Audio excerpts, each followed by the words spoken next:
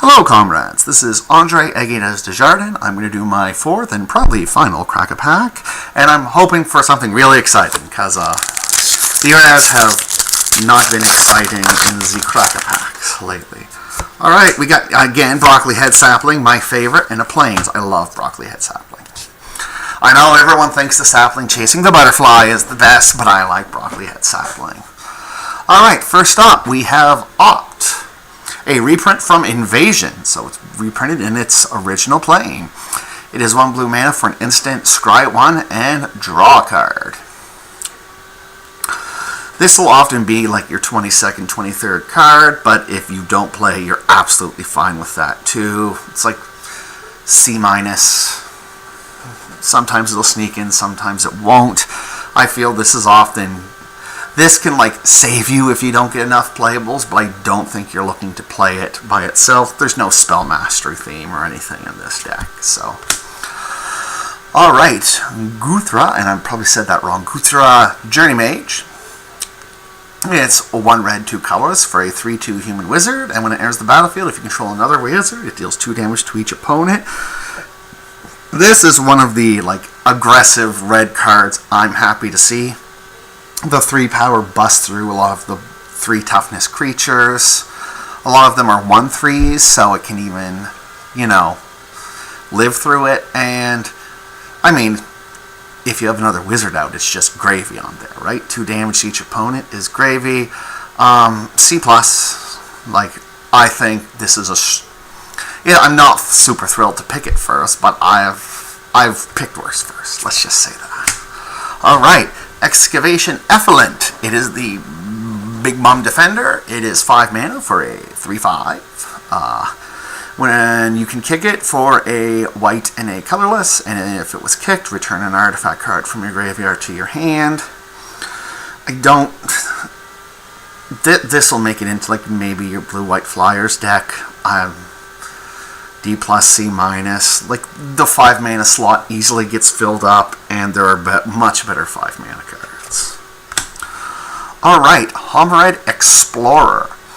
It is a 1 blue, 3 colorless, 3/3, so we have Hill Giant, and when it enters the battlefield, target player puts the top 4 cards of their library into their graveyard, so it is Hill Giant. There's not a strong self-mill theme here, there's not a mill deck per se.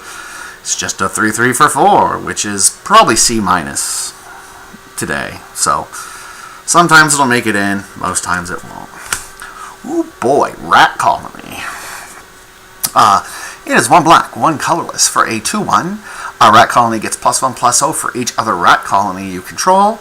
And then it has the a deck can have any number of cards named Rat Colony, which doesn't matter for limited, because you can have any number of cards named Rat Colony.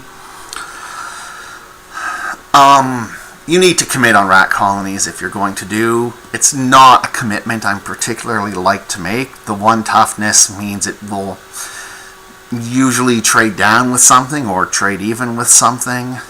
That being said, if you get enough of the 1/3 legend, I forget his or her name, where creatures with power toughness 1 can't be blocked, and you get like 5 Rat Colonies, then you're going to be happy. But I'm still...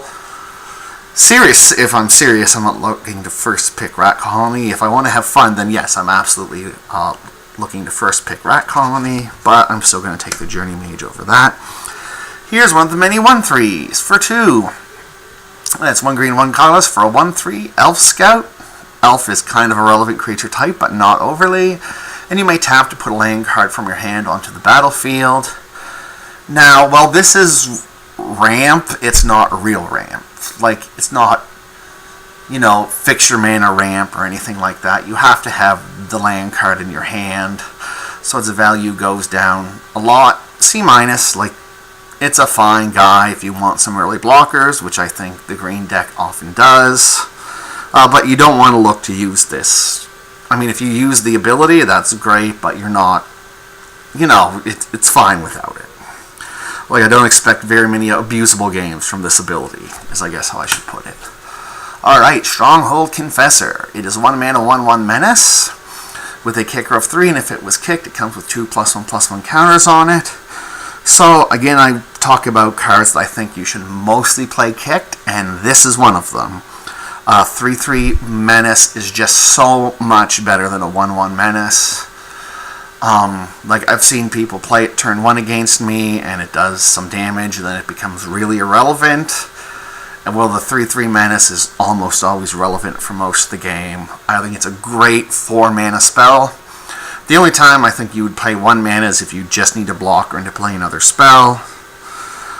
So I'm going to actually rank that on the same level as this Journey Mage. If you would pick him over it, that'd be fine. I would still take the Journey Mage, but this is a strong card. This is a C+, in my opinion. And now it's time for not C+. It's time for Rescue. 1 blue mana, return target permanent you control to its owner's hand. People go on how, you can like return a Saga in response to the last trigger or things like that. This isn't the card you want to do it with. You may side it in if your opponent has 7 spot removal spells, but other than that, you are not looking to play this card. There's the Flicker Merfolk and Blink of an Eye if you really want to, return Sagas. This is like an F. I'm going to say, if you never play this, you are probably correct. Ooh, here we go. Blessed Light. 1 white, 4 colorless. For an instant that says exile target creature or enchantment. This is what we get for removal nowadays. This is your C+, B-. This is what we expect for common removal.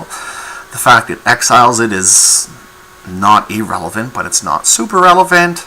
I'd put it probably slightly above these cards, but if you picked either one of those, that'd be fine.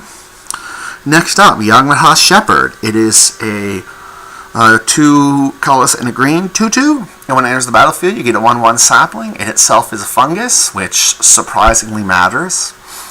So it's 3 power and toughness worth of creatures over 3. I think it's a little worse in this set just because like the 1/3s do blank both sides of this card.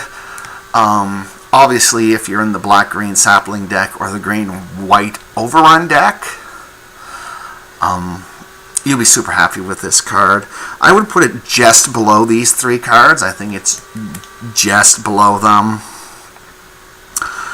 But in certain decks, it'll definitely jump above these. Like in the... if I have like 2 of the uncommon Sapling Fungus Lords, this is going to jump above Blessed Light. Or if I'm just in the Go Wide strategy deck, this is also going to jump above Blessed Light. It can be fine to produce some chump blockers too, but you're not making optimal use of it then. Right, we have some uncommons. It's time for Urza's Tomb. 2 colorless mana for an artifact, and 3 colorless mana, draw a card, then discard a card unless you exile a historic card from your graveyard.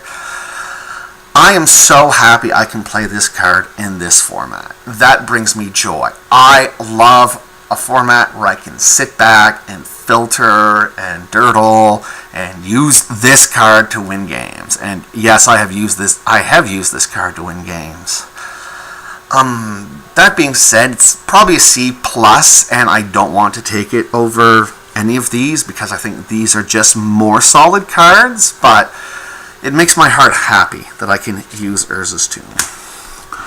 Alright, now's a card that I don't find as happy. It is Curator's Ward. It's Enchantment Aura for a permanent. It has hexproof, and when it leaves the battlefield, if it was historic, draw 2 cards. This is asking a lot. And it's not something I want to give. If, like, I give something off, I mean, oftentimes you'll be giving a legend hexproof with this if you're playing it, but then if it leaves the battlefield, if it was historic, draw 2 cards, you're still leaving the Curator's Ward, you're down 3 mana. I don't see you playing this card. This is like an enchantment that is not worth the payoff. Hexproof in limited, though there's places for it, it's not as good as it is in constructed. And I just don't think the payoff for Curator's Ward is there. I'm going to give it an F. I'm going to say just don't play this card. Alright. Woo! Look at this rare. Look at this hot rare. A Precognition Field. It is 1 blue, 3 colorless for an enchantment. You may look at the top card of your library at any time, and you may cast the top card of your library if it's instant or sorcery. And for 3 colorless mana, you exile the top card of your library. So this, Urza's Tomb, is a way better card to dirtle with than Precognition Field. Precognition Field, yeah, you get to know what's coming up, and you can do a little bit of manipulation, but unless it's an instant or sorcery, like, you don't really get any value out of it, and there's a lot less instants or sorceries in this format. Like, I'm going to say this is a D-. You probably do not want to play this card. I'm sure somebody will build a deck somewhere that makes good use of it, but I don't think you should take this card. Alright, no hot rares. And finally, Valkadu, Keeper of the Flame. It is a legendary creature, human shaman. At the beginning of combat on your turn, for each aura and equipment on Valkadu, Keeper of the Flame, create a 3/1 red creature token with trample and haste. Exile those tokens at the beginning of combat. Now this is a card that I think really makes the red-white auras deck. 3/1 trample is no joke. That can be repeated every time, and you don't have to risk him in combat to achieve this, unlike some of the other uncommons. I would put him with these other 4 cards. In fact, my 2 choices would be between these 2 cards. I'm probably going to take Blessed Light because almost everyone around me always drafts red, and I never get a chance to use it. But this guy's solid. Like, if you first pick this guy, that's fine. I just like this is probably going to make my deck. You know, this is a little bit more of a build around. A 3/2 for 3 is not a bad fail case by any means, but it's a little bit more of a build around. This is solid. You know, I'd splash for it. You probably wouldn't end up splashing for him. So those, I think, are the 2 most powerful cards out of the pack. Thank you, everybody, for your time, and have a good afternoon, evening, morning, whatever you have, comrades.